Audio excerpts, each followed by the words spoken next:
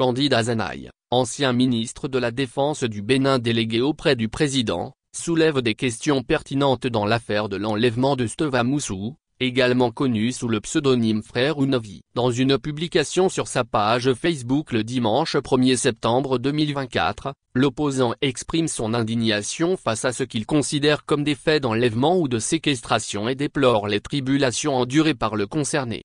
Depuis le début des débats autour de cette affaire, Azanaï, connu pour ses positions incisives, n'avait pas encore réagi. Il a choisi de s'exprimer maintenant, afin de faire part de son désarroi face aux informations circulant sur l'enlèvement de Steva Moussou et ses répercussions.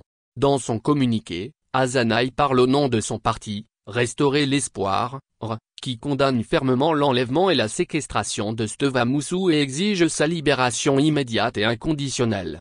Azanaï formule deux questions essentielles: qui a commandité l'enlèvement du sieur Steva Moussou sur le sol togolais? Et comment Steva Moussou, après avoir été enlevé par le gang au Togo, a-t-il été transféré aux autorités judiciaires béninoises? Face à la tension diplomatique actuelle entre le Bénin et le Togo, le président du parti Restaurer l'Espoir réaffirme son engagement envers les principes de la Conférence nationale de 1990 et les traités internationaux relatifs aux droits humains. Il souligne que nul ne peut être poursuivi ou arrêté en violation de la loi et des règles de coopération pénale internationale. Le parti exprime son incompréhension face au silence des autorités judiciaires béninoises et formule une vigoureuse protestation contre les faits observés. Restaurer l'Espoir regrette les tribulations que Steva Moussou endure depuis son arrestation et salue la célérité des enquêtes préliminaires menées par les autorités judiciaires togolaises ainsi que pour le communiqué du 24 août 2024 qui clarifie la position du Togo dans cette affaire.